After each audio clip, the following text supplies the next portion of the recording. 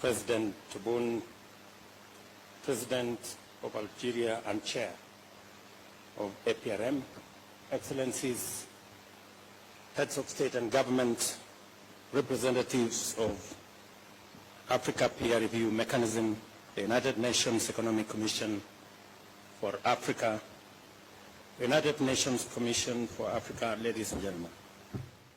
The time has come to rewrite our history and reclaim our narrative and charge the African Renaissance forward.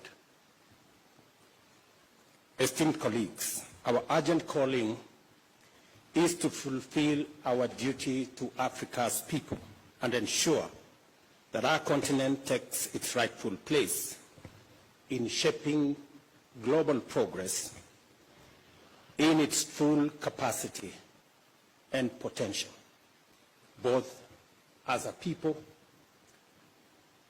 and as countries. That is why we are gathered here today.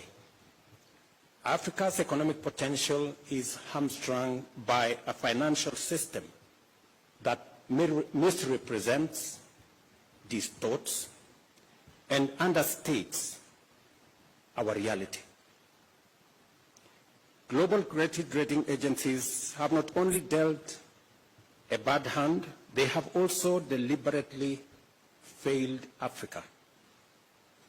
They rely on flawed models, distorted and outdated assumptions, and systemic bias, painting an unfair picture of our economies and leading to distorted ratings, exaggerated risks, and unjustifiably high borrowing costs. Let me say this again.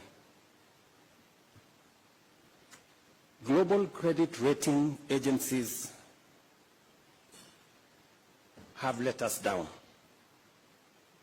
They continue to rely on very flawed models and outdated assumptions.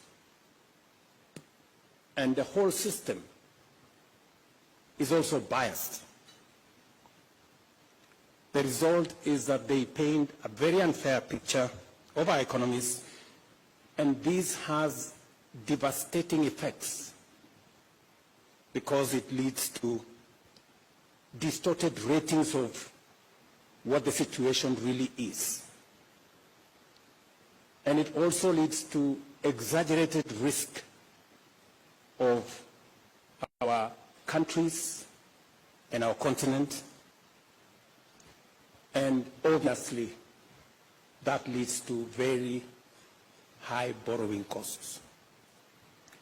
These prejudice assessments come at an enormous cost to Africa.